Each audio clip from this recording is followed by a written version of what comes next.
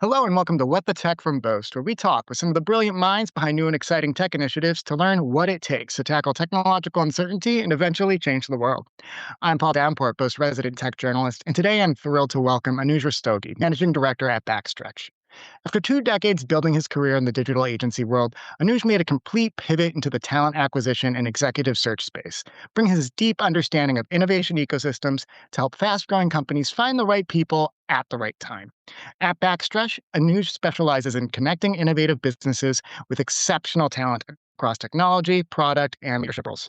He's become a familiar face across Canada's startup community, hitting 38 events last year alone and building a genuine connections that go far beyond transactional recruiting relationships.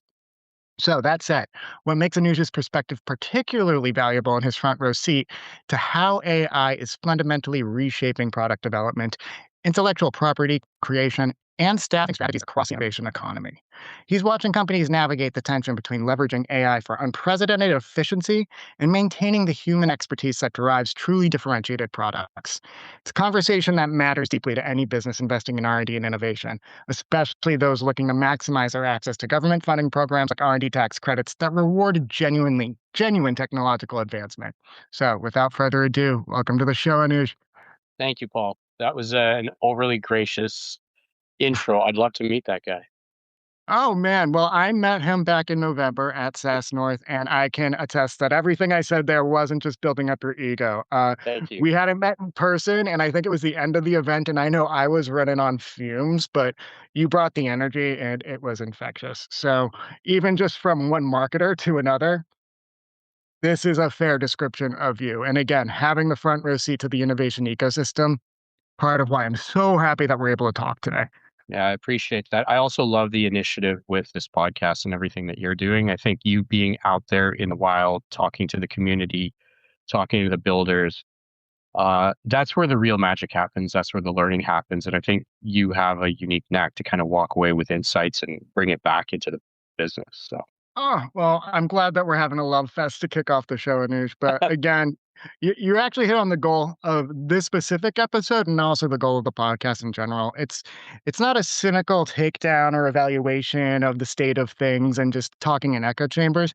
We want to make sure we're actually talking about solutions here. And again, talking with experts who have seen it in the past and also have that perspective on what's coming. So right. on that note, I'd love to kick off looking back a little bit. So, Anuj, tell us about your journey into Canada's innovation ecosystem. I know you were in the digital agency world, but you made a complete pivot into talent acquisition with Backstretch. Just what sparked that transition? And yeah, what got you into the industry to begin with? Yeah, like everyone's career these days, mine was not a straight line, has not been a straight line. There's a lot of squiggles and twists and turns. Most of my career post MBA has been in the digital agency world. I've worked in large and small digital agencies and development shops. I've played roles in sales, in client service, in digital strategy. Also started an HR tech consultancy back in 2018. And I've been proud of my career. I've done a lot of things. I've been exposed to a lot of different types of businesses and companies at all different stages of the life cycle, from startup to scale up to very large enterprise. And in 2025, I just decided I wanted to solve a whole different set of problems.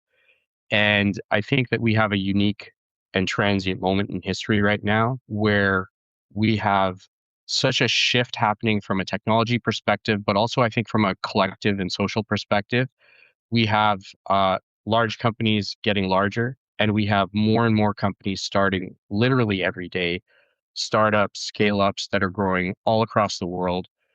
I'm here in Canada, but most of my past client work has actually been with US clients, and I spent a lot of time in the US.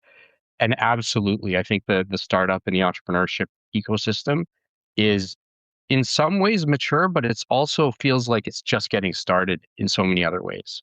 I think you hit the nail on the head on something that we see here at Boast, especially that point about at least focusing on startups. There are new ones coming out of the woodwork, even in our own sector. I think it's probably beating the horse dead at this point, but AI really unlocked a lot of great ideas and a lot of great enthusiasm about building new businesses and building new products. I think what we're learning today, and again, not casting aspersions on anybody, but there's a big difference from a truly innovative AI solution and then something that's just like a wrapper for a generative AI product. So I think, especially just what we've witnessed in the past year on the Boast side too, with new customers coming into the fold and the new nature of kind of startups, it's getting trickier to define what is the truly innovative stuff out there, bringing it back to tax credits, those kinds of things that are going to pass the threshold for technological uncertainty and technological advancement versus things that are just a wrapper. Like, okay, I could have asked ChatGPT for this solution, but somebody built a business about it and they got some good marketing around it. So, little bit of a diversion, but I do think, to your point, we're in a unique moment here in terms of just North American businesses and what the opportunity is specifically within the tech space and the innovation community. So, on that note, you mentioned a lot of your experience in the past was in the United States, but you also hit 38 events last year alone to connect with these folks who are actually building these new startups, building these new kinds of startups in 2025 and going into 2026. What are you learning being so deeply embedded in the startup community specifically over the past year? So a big part of that shift to go to as many events and meet as many people as possible is that I realize, I think especially post COVID, like we've spent so much time in this hybrid remote world, and you get a pinhole view of the picture or a keyhole view. You know, there's a whole room there, but you can only see a very narrow part, and that's what I felt like I was seeing. And actually getting out to events, getting out to spaces, breaking bread with people, meeting people, you realize just how much of that view you're missing. So I really wanted to see what's happening in the country and particularly in the city. So I'm in Toronto, and the tech scene, the startup ecosystem here across many different vectors is extremely dynamic. And I was seeing bits and pieces of it, but wasn't until I actually showed up at events and I had the opportunity to speak at some things and I met a bunch of people, and I couldn't believe what I was hearing people were building. So if we just take the Greater Toronto area, for example, I went to a bunch of events during Toronto Tech Week last year and discovered a whole number of different sectors. I ended up at Charge Lab, which is a company here that does a bunch of software solutions for EV charging and EV infrastructure. And I didn't even know anything about this industry. And then I walked into their space and learned from their executive team, some of their engineers, all the things that they're building. And that led to ending up at another event with Max Per Energy. And then I got introduced to the worlds of small nuclear, microgrids, EV battery backup, and all of these sort of ancillary coevolutions in the industry that are happening there. So just within the Greater Toronto area, there is an entire ecosystem of clean tech, green tech, EV, et cetera.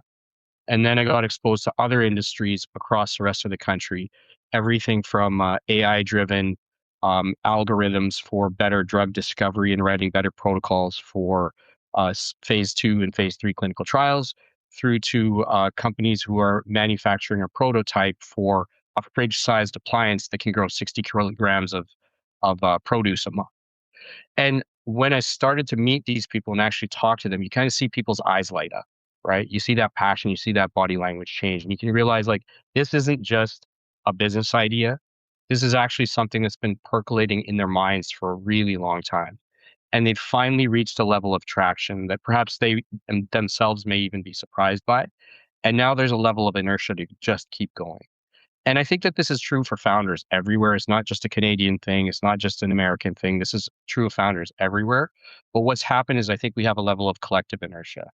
You brought up AI, and I think that's an important point.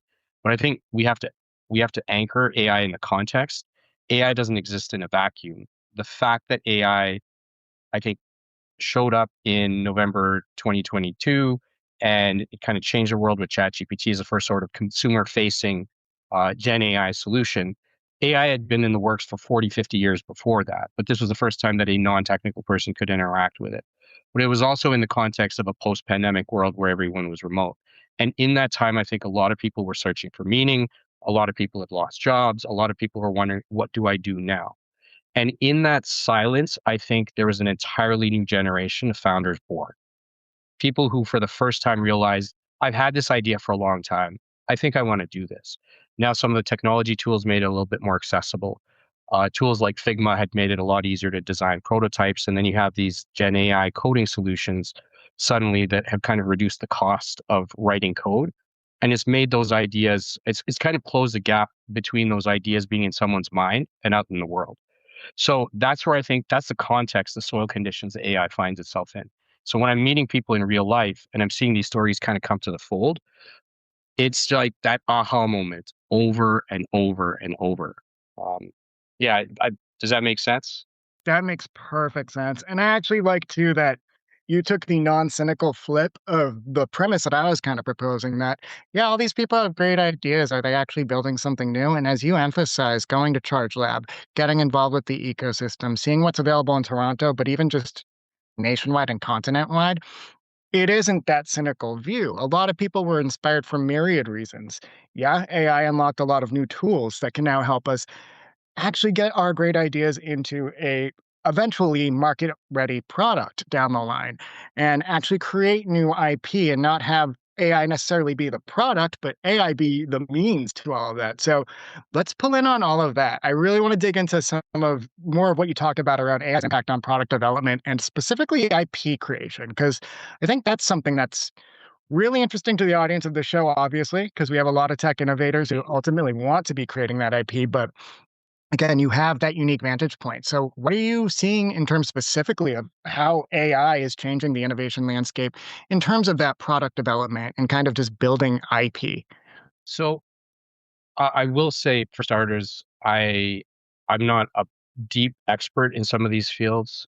Most of my experience has been in the software, SaaS, custom enterprise stack space. So there's a lot of variability here. But when it comes to where AI fits, I think what AI has done is it's reduced the cost of building, at least building the first go at something. But it's actually cast a spotlight on the importance of clarity. So it's a lot easier to build the first iteration of something. It's a lot faster to prototype something. It's a lot faster to get something that you can kind of click and tap and zoom into and whatnot, something that feels real ish.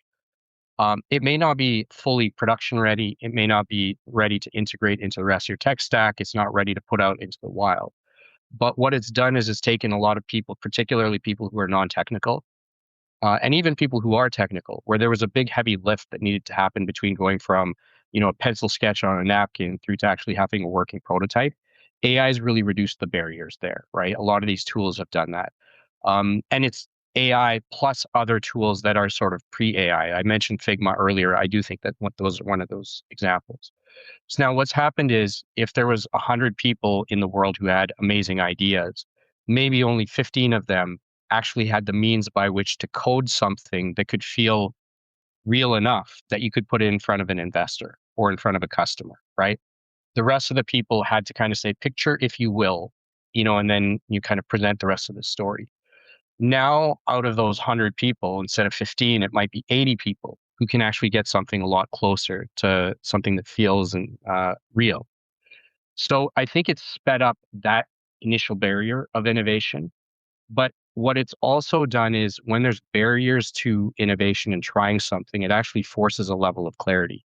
For some people, if you don't have enough clarity on the thing that you're building, you're not going to keep expending resources and time and effort on it.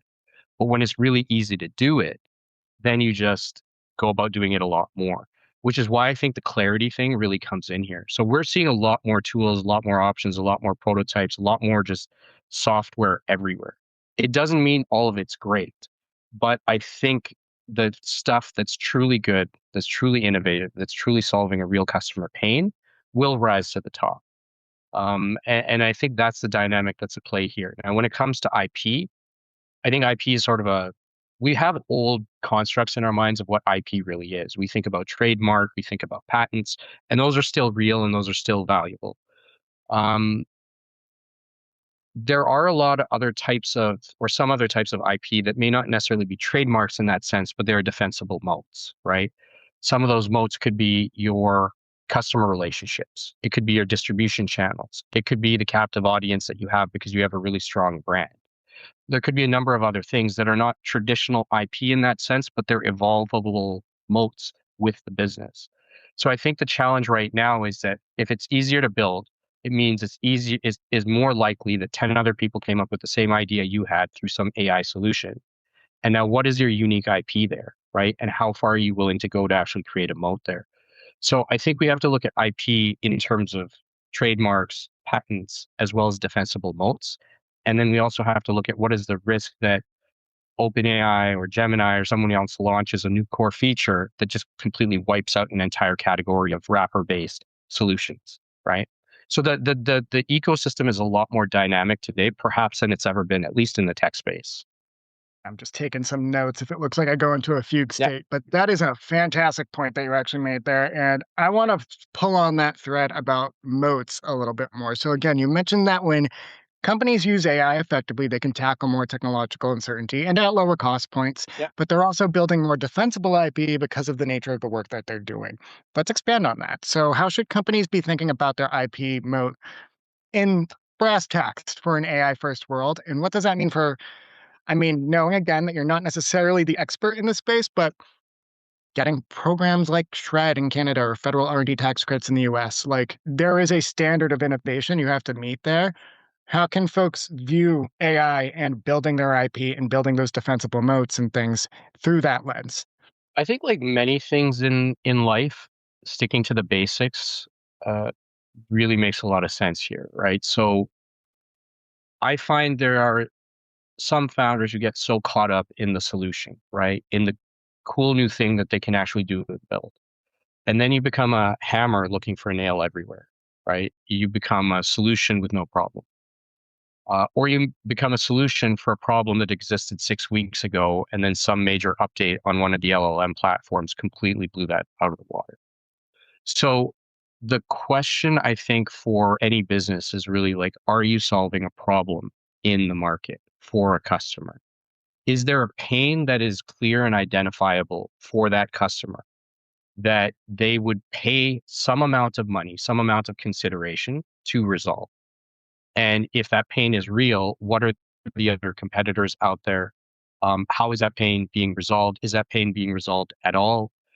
And then working backwards from there. And there's a lot of practices from lean agile and lean product that make a lot of sense here, right? So starting very narrow with a laser focus on solving one very specific problem as comprehensively as you can and making sure that you can mitigate that pain and then you can expand from there.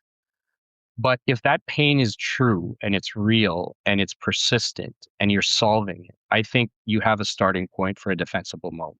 Now, how you go about standing up your tech stacks, I'm coming from the world of a lot of lean products, so a lot of mock principles, composability, orchestration layers, thinking about how you're architecting your tech stack. That gives you a lot of fluidity and adaptability in how you're going to be able to approach the evolution of your business from a tech stack perspective. But then there's the operating processes, right? How are you actually engaging with customers? How are you taking a request? What is the front stage and backstage service blueprints of that? Where are the unique friction points in all of that? And I think what happens is that you go from it just being a solution or a specific feature to an entire operating model. And then you put that operating model, which is going to be unique by design, because if you've really focused on the problem and a unique set of customers, you're going to go about navigating that problem, I think, based on the patterns that you're seeing. And then you're going to see how those patterns map to what else you're seeing in the world. And then you're going to have a set of operating processes that's also tied to that feature and also tied to that technology. And then you're going to start to figure out distribution and all these pieces. So it's a kind of a winding, long-winded way of saying that the moat is more than just a feature. It's more than just a patent. It's actually the almost the organism as a whole of the business. So that becomes a little bit maybe nebulous and hard for somebody to comprehend because it's not just pure patents and pure trademarks, which still exist in this context. But it's kind of the way the business operates. And I think that we have an opportunity right now for a lot of businesses to say what's worked well in the past that we can learn from, but what doesn't make sense anymore, right? Like a lot of traditional businesses are super slow in being able to adapt. They're on monolithic tech stacks. They can't move quickly enough. They have the problems, but they don't know how to actually solve for them. And yet you have new businesses that are not encumbered by some of the same legacy, but they don't have some of the core business experience that the traditional companies might have. So I think it's like we have this moment in time where we can learn from the past and then figure out how we build from scratch for the future at the same time. And because we're in a dynamic environment, getting back to the point about SR&ED and government tax credits, if this is a new novel way to solve for something technologically for which no other existing solution exists, I think the good news is that there's no solutions existing for most of what's happening right now because it's never happened before. Like this is kind of blue ocean right now. But the things you really have to pay attention, like you can't say that we're going to figure out everything as far as CRM. No, there's specific problems within that customer experience that you need to be able to solve for. So I think of moats and IP as sort of the overall ethos of the business, right? And being mindful of all of the interactions between technology, processes, operations, and people. And that's where I think talent really is critical because you need a certain type of person and team to comprehend all of that. Absolutely. So that actually brings me to my next point, but also I just need to shout out that we actually did a webinar yesterday with our friends at Healthwise Benefits and Eugenie HR. And the topic was literally how to support your R&D teams and the actual talent and the humans on those teams to drive that innovation. The goal of the call was kind of to like not punch holes in the AI of it all, but I think that's getting lost in a big way in all these conversations about the new tools that are coming online and also about like, let's say you get your R&D tax credits or your shred funding. What do you do with that? Do you buy more AI tools that ultimately don't move the needle towards technological uncertainty and don't actually help you get those R&D tax credits at the end of the day? And again, with the caveat that you should never be building something for the sake of tax credits. You always want to be solving that problem. But it goes back to your point earlier. Again, it's got to be a problem that's in the market. Right. But going back to the staffing of it all, which is where I'd like to talk about next, because that ties into Backstretch and the work that you're doing today. Let's get into the human side of the equation. So, as companies are adopting more AI in their workflows, how are the staffing strategies evolving in tandem? And again, I have some thoughts in the back of my head from the webinar yesterday because it's top of mind, Yeah. but very curious to hear your take on all of this. I think the talent question, I mean, I spend my whole day thinking about this. And again, for many reasons, we're in a unique moment in time. There is some things that I'll say that will feel very cliche, which is I think we're in the era where human judgment, discernment, critical thinking, morality, values, all of that stuff matters. It's not like it never mattered before, it always did matter. But I think that they're being tested in ways, right? That they hadn't been tested before. And when you have the ability to spin up a new app, just by thinking about it and prompting Claude or some other tool or Replit or Lovable, what happens is you get the idea out there, which is great, but you have to stop and still ask yourself the why, right? And so far, there is no other system out there other than human judgment that's going to say the why and whether this is really a value.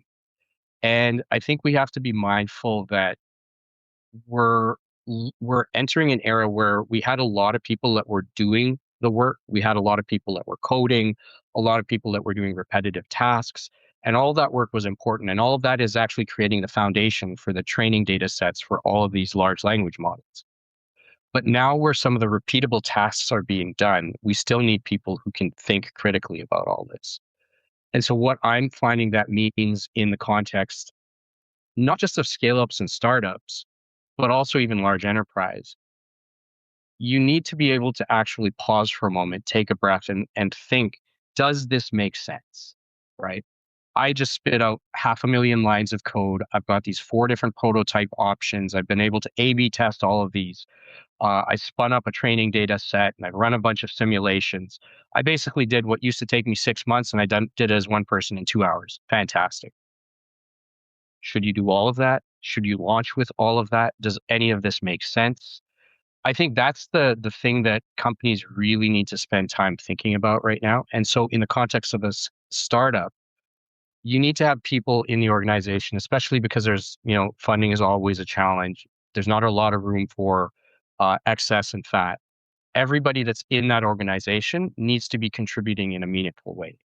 Now, what that means is instead of having 100 people out of the gates who are all deep specialists in their craft, you might have 10 people or 20 people who are generalists, maybe with a few specialists in there.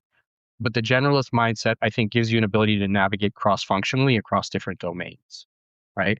You might need to think about the technology solution that's here, but also think about the product need and then also map it back to your cap tables and figuring out, okay, if we were to pursue this particular path, and we're in startup mode and we're trying to give ourselves as much non-dilutive runway as we possibly can, like how do I factor shred and all of this thing in? Like there's a bunch of moving pieces in here, right? And this means that in one day that an individual might be sort of going between partly a CFO, partly a product manager, partly a solutions architect, etc. And I think that that's actually really exciting because as a species, we actually are pretty multivariate and multidisciplined, right? Like almost nobody on the planet just does only one thing and has only one interest. So I think it gives people who have all of these different aptitudes a new opportunity.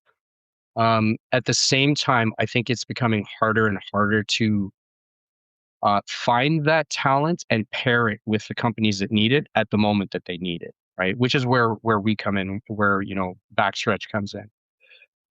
But yeah, I would say that the talent strategy today is one where you have to really think carefully about the people that you have there, because they're going to have a non-obvious but outsized impact in everything that they do. I love how you phrased that. And now I did have a little bit of a follow-up that I actually think you captured a lot in the last few points that you made there. But like you said, there's probably going to be more of that generalist audience Mhm. as a whole. And I know that you even mentioned some of those roles specifically that actually favors being more of a generalist. But specifically, what are you noticing are the critical skills when you're helping companies staff today, specifically as it relates to their innovation teams or for their just more technical side of things, whether that's for product development and R&D specifically, or even for things that aren't necessarily chasing R&D tax credits, but exist in this new reality in the new AI normal that we live in today.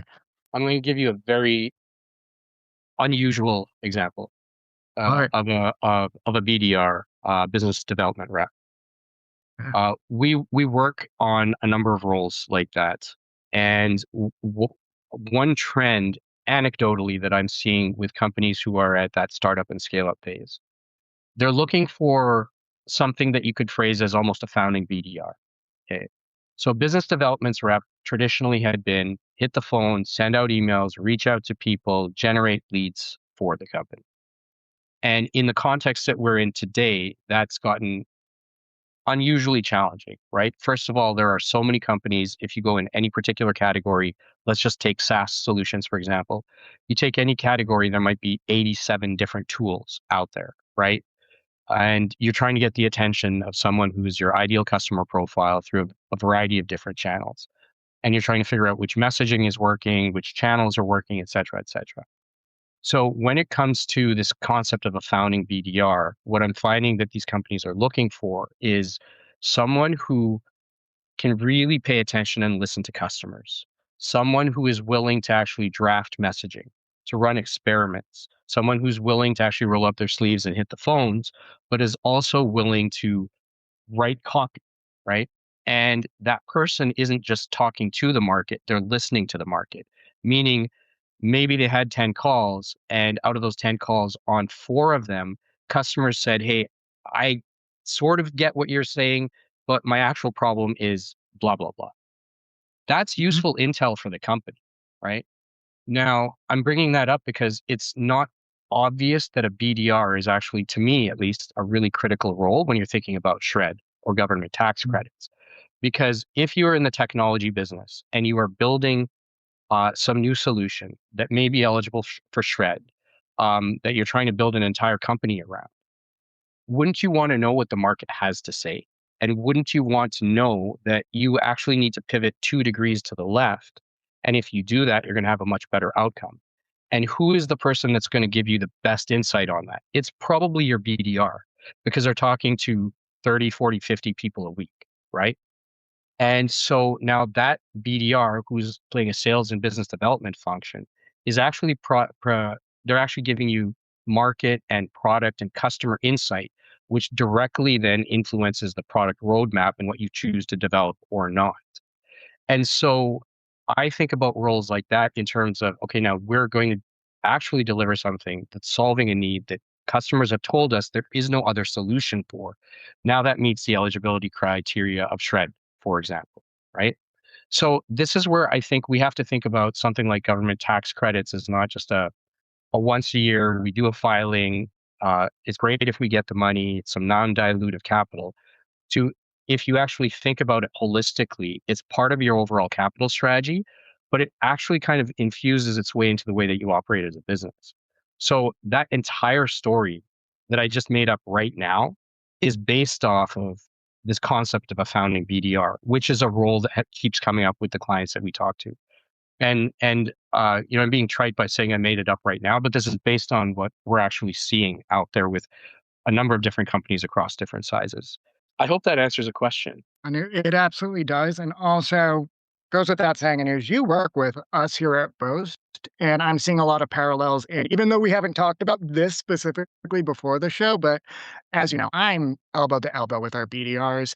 We're a small but scrappy team. I like to think we punch above our weight. We use a lot of tools, but we also aren't afraid to all put on different hats. Right. I'm thinking specifically about how in Quebec, for instance, small scrappy team, they're bilingual. Joshua, Hetty, hey, hope you guys are listening here.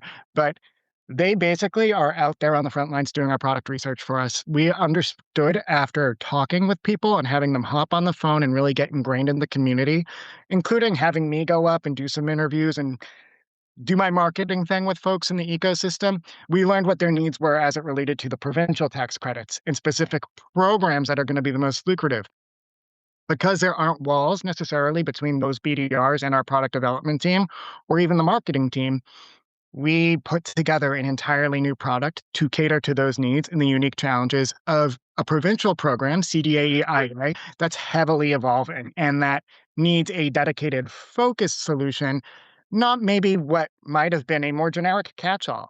And we didn't know that that was the case necessarily, or maybe that was how even our solution for SR&ED was viewed when people were approaching their provincial tax credits. So just to echo your point, that BDR role is much more than just a sales role. And even we're seeing it firsthand. We're trying to be agile. We're trying to make sure that we can scale effectively, stay on the momentum that we've had for the better part of almost 15, 20 years now at Boast, but still have that scrappy startup mentality. Our BDRs are helping us get there because they're listening. And I think a big thing that you alluded to throughout all of that too is it is that human ability. It's that ability to listen. And I think that that's what I've seen at Boast that I haven't necessarily seen at other places. Not that I've worked, but that I've worked with in the past. And I think Right. listening, it's so important. And again, that's why we do our podcast, because we're trying to really connect and hear what people are saying in the tech community and that we're able to meet them where they're at in terms of the solutions that we're providing. So that's just an anecdote about validating your point for this imaginary scenario that I'm like, wow. I'm like, nope, that's our team. It's maybe not called founding BDR, but that is how functionally we work together. And that's what we value and the folks that we bring in here too. Yeah, So, that's a great example. I mean, kudos to the team at Boast for coming to that conclusion, because you might not have arrived at that had they not been paying attention and listening to the market in that way. And I actually want to call out. I think this is you triggered a thought here that I think is pertinent. Listening is very different than note taking. yes. So, so many of us are used to different AI note takers jumping into the call and transcribing the audio. And now you have notes, and that's offloaded a task for somebody. That text is not listening, right? Listening is being in the moment with another human being, understanding the thing that's in between the lines that's kind of unsaid, and then thinking, wait a second, I think this is the pain there. You could read the transcript after and you could completely miss it, right? Right. AI isn't listening as much as it's hearing in that context. It's people still that are listening. And so I think this is where where it feels fuzzy and it feels blurry in the age that we're in right now. But this is where I think the real skills that people bring to the table for the near future, for the foreseeable future, only people can do these things. I think ability to cultivate those skills and those talents is really, really important. And that's also a differentiator when everyone has access to the same tools and tech stacks. Absolutely. I love how you were saying the note-taking note, and I looked down to start taking notes, but I love how you frame that. It's listening instead of hearing, and again, those are real skills, and that is what's gonna make the difference. Beautifully put. I have nothing to add to that even. And I was gonna ask you a little bit about, some capital strategy, but I think you've actually alluded to that in a lot of what you were talking about too, and just how you're making sure that you're getting people who can be valuable beyond their specific mandate to the entire organization, because it is gonna take all hands on deck even when you have all those tools. But I mean, I guess let's maybe go down that route a little bit. You've worked with companies at all stages. I know we've been talking a lot about startups, but how does the funding conversation differ when you're talking to a three-person startup versus a first 50-person scale up, for instance? And again, we can get into the nitty-gritty of like, I know like there's VC versus government program. There's actually getting your angel investors or your Mhm. community with you. But what is that looking like in the 2026 reality that we've been discussing so far today? I was at an event last night for this new organization called the Global Angel Investor Network.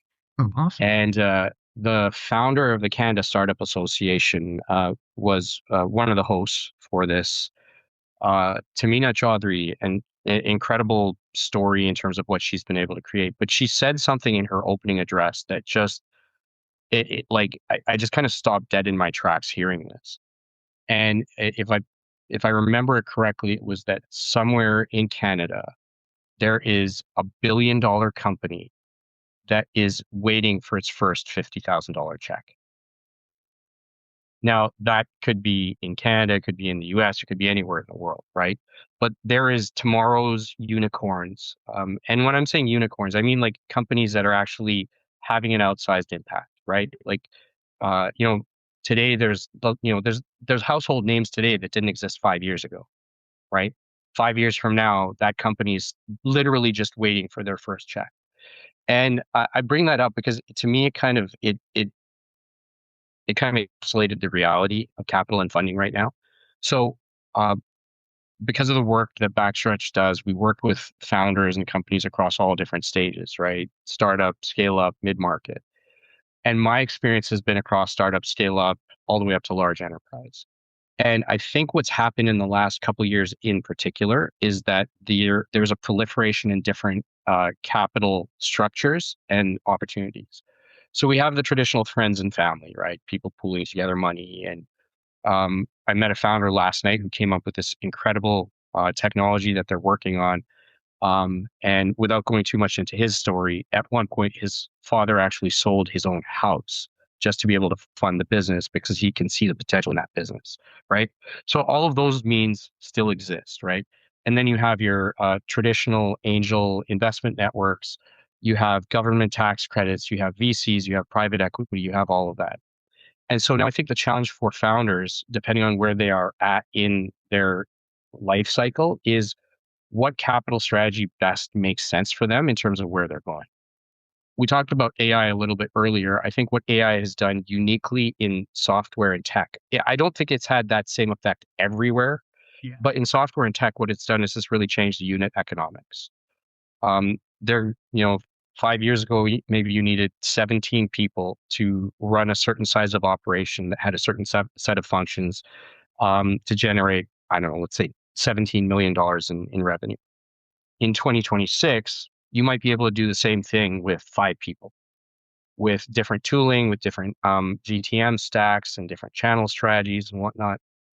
It's possible to generate significant amounts of revenue with a much lower headcount. What does that actually mean in terms of the capital mechanics? Well, now I think it gives founders an opportunity to run a longer runway with lower uh, valuation dilution in the funding rounds, right? Um, I'm starting to see anecdotally, I don't have any data to support this necessarily, but anecdotally from conversations, I'm seeing more founders today than before choosing not to go the VC route, right? Yeah. As soon. Because they want to be able to give themselves as much runway as possible. The AI and other tools have allowed them to be able to go a little bit further. There are other sources of funding. And so if before they needed $10 million, they might be able to get by on 2.5 now, right? And gives themselves a little bit of runway. Now, what the runway gives them is more time in market to iterate, to prove, to actually demonstrate product market fit, to actually build a customer base. What that's actually doing is giving the founders more leverage in the investment conversation, right? So before they might have gone into a Series A, and it might have been a much more dilutive conversation, right? Maybe the valuation was high, but there was a lot of dilution. They're losing a lot of equity in the deal. Now they're going a little bit further. It may even take a little bit longer. It may not, but they're actually able to build more leverage, right? Because they don't need as much funding to drive customer acquisition, for example. It might be redirected into other parts of the business. So I think what's happening is funders today have more options, which also means more confusion, more more wishy-washiness, right? Sometimes it's hard to know which direction to go. And the reality is that there's no one right way for any two companies, right? Like their value systems are going to be different. So I think that's the environment that founders are in today. And so I think it's really important as well that founders um, s- there's two sides to this. There's the playing the valuation game, right? We go into a Series A, Series B. We're trying to generate a certain amount of investment at a certain valuation based on this set of assumptions. Okay, that's happening in parallel to you actually running a business and selling and acquiring actual customers, right? And I think we're in a point right now in entrepreneurship where it's hard for I think for founders to know where to be spending their attention. I think it's really important that founders don't lose sight of the fact that they're actually selling to a customer. They're there to actually do something for a customer, for a market. And if they allocate the appropriate amount of resources there, what they actually do is create more leverage for themselves in the investment conversation. So yeah, so that's what I'm seeing more at the startup and scale up phase. By the time it comes to scale up, I think they've obviously proven a lot of things. There's a reason that they've been able to get to a Series A, B, C, etc. At all of these different points, talent becomes really central, as much today as it ever has been. Right? It's really important that you bring in the right people at the right time, in the right roles, in the right sequence in your organization. Because I'm really biased on this personally. This is my personal opinion. I think all else equal, any two companies, one being successful, the other not, the difference entirely boils down to people. Yep. You could say there's some luck. You could say there's macroeconomic forces. You could say there's market timing. But I think if your market timing was good, it might be because you had that founding BDR who's paying really good attention, right? If your cash flow is on point, it could be because you've got someone who's a really great CFO, or financial manager who's managed to really manage the books effectively throughout. If your product is uniquely positioned and well suited, it's because somebody on your product team really spent time with the problem and with the customers, right? Like it does ultimately boil down to people. So their ability to then take the capital that's been put into the company via investment is their ability to grow is based on their ability to hire, cultivate, nurture, and grow the best possible talent. So again, that's where it comes back for me personally. That's where Backstretch really comes into play because our goal is to make sure that founders never settle when it comes to talent, that they bring in the best people who they're building their business and their livelihoods with. Because if they do that, they actually give their businesses a much better shot at success, right? And back to shred, tax credits. Ultimately, a lot of this money gets reinvested into talent anyways. And why would you want to not de-risk your talent strategy then? You don't want to bring on the wrong people and actually encumber your business. What you want to do is bring on the right people and accelerate.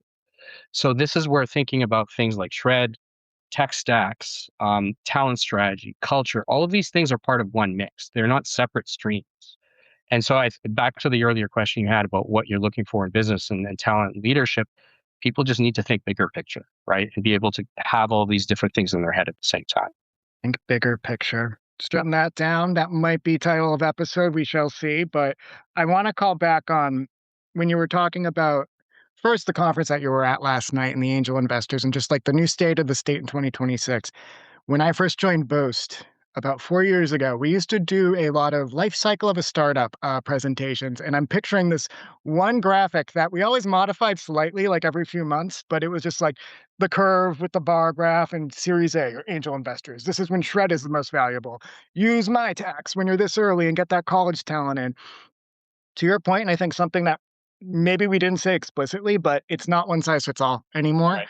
And I think the unit economics changing, that is a theme that also came up a lot in our webinar yesterday. So I'm so happy that you pulled that up because A, it's not one size fits all. The unit economics are changing. That point around, you might have needed 10 million 4 years ago, whereas 2.5 could maybe carry you through today without diluting that much. The math isn't the same for everybody today. So, not to discredit our videos on our old webinars, if folks want to go there for some good resources about how to actually capture the funding and make sure that you're not diluting too early, but there isn't one guidebook today. And I think to your point about listening and your point about making sure that the people there have the passion and the line of sight to think big, you map your custom strategy. And sure, there are winning approaches that you can take, but work with the right people, I think is fundamentally what it comes down to. Get those key people in key roles who can be effective for the unique business that you're trying to build. But it also comes back to, does this make sense? Like, Yeah. ultimately, don't lose that sight about you actually have to be solving a problem in the market with everything you're doing. So don't get so bogged down in the capital strategy of it all. If, again, something has been developed that 6 months ago didn't exist, but it solves the problem that you're after. So Yeah. that's a very roundabout way of trying to put a bow on that answer, but I thought that addressed more than the points I was even looking to ask. So thank you so There, much for going there, Anuj. if you'll indulge me, there's one other dimension to Love to. this. So I feel like we've been talking about the founders side of the coin right now, but I want to just talk a little bit about it from the investor's perspective. Absolutely. So on one hand, one could say, wait a second, these companies need less capital. They're they might be at similar or higher or lower valuations, whatever the case is, but they're able to run with lower dilution. So for an investor, on sort of the simple takeaway could be that means there's limited opportunity for me as an investor to be able to generate uh, more equity in my investments. I actually think that that could be the wrong conclusion. Because what happens is if there's 5 companies and each of them needs only half of the money today that they needed 5 years ago, from the investor standpoint, that means I actually have capital to be able to allocate to more potential investments. Each of them might be at a lower equity, right? Maybe the deal structures are different, but instead of placing 5 bets, now I can place 10 bets. And from an investor's perspective, if you're diversifying, if you're trying to make calculated bets and take risks on something in your portfolio, if anything, these market dynamics actually open up opportunity from my perspective. Now, if we bring it back to talent, and this is something that comes up in a lot of my conversations, and something that I talk to investors about as well, and VCs as well. If you are investing money in a company at whatever stage that they're in, much of that money is then going to turn around and be reinvested in talent. Mhm. And you have done all of this due diligence to make sure that you're investing in the founder, investing in the company and their business model. But there may or may not be due diligence on the structure of how they approach hiring, right? Hiring is a science, it's an art. It takes time to get good at that. It takes time to actually operationalize hiring in an organization. And so if you hand this money over to a company that then treats hiring as a side of the desk uh, activity, and they may not have the capability or capacity or experience to be able to fully judge great talent in all domains from talent that isn't, or they may not be able to sustainably and consistently bring in the right people. What you've actually done is taken your risk, your capital, which you de-risked through due diligence, and then introduced another set of risk when it comes to talent acquisition. So, from our perspective, really thinking about the systems and processes and mechanisms for making sure that hiring excellence is in play, that founders have the right tools, the right partners, the right capabilities to be able to hire effectively is actually a risk mitigation tool for the investment from the investor's standpoint. So those are two things I just wanted to bring up because we've been talking about founders this whole while, but investors are people too. And I think that there's an opportunity here for everybody to win. I'm so happy that I could indulge you on that point because, yes, we do get very focused on that one side of the coin, but you need to be considering this too, even as a founder. Like, what is it? What's in it for your investors, and what do you Right. need from your investors in the long term too? And just because your needs have changed too, you still need to make it a valuable play for them. But I won't digress on that point too much because I actually did take some notes, and I might have some follow up questions on that angle for future content, Anuj. But knowing we're roughly at time, I did want to ask what's next for Backstretch in 2026. I know you're probably keeping the roadshow going. I'm really hoping we can cross paths. I'm going to be back up in Canada starting next month, so I'll let you know what my calendar looks like. But for Backstretch and your entire team, what's up for the rest of the year or the next few months? Yeah. So first of all, shout out to the whole team at Backstretch. Like I'm really privileged to be working with, like, first and foremost, just good human beings. Hiring is it's an extremely intimate and important thing, right? Because we're actually talking about people, and people then show up to work for 40, 50, 60 hours, 100 hours, whatever it might be a week.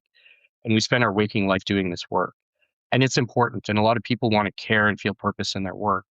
And I think the way I see our team show up consistently is it's about the people, making sure it's the best candidate experience, etc. Now, when it comes to where we're going in 2026, we are all in full court press on scale ups. I think that that's the biggest opportunity in terms of the growth trajectory for companies. These companies have the capital, they've been able to prove themselves in the market, and now they need to grow at a very high rate. And many of them really need to have a consistent talent pipeline. And these are really exciting companies that care about people, but they also care about the consistency of the process. So a lot of our work has been there. We've got a community partnership with 111, which is a major scale up hub here in Toronto, as one example, and other initiatives. So yeah, I'm really excited about what we're going to be doing in 2026 with scale ups. I love to hear it. And scale ups are a big focus for Boast in 2026 too. So Anuj, beyond the fact that my home base is at 111 when I go up to Toronto, Amazing. well, we're going to be crossing paths as we both try to target all of this. Anuj, I cannot thank you enough for joining me for this chat. This has been a fantastic one. For everyone tuning in, thank you for joining us on What the Tech from Boast.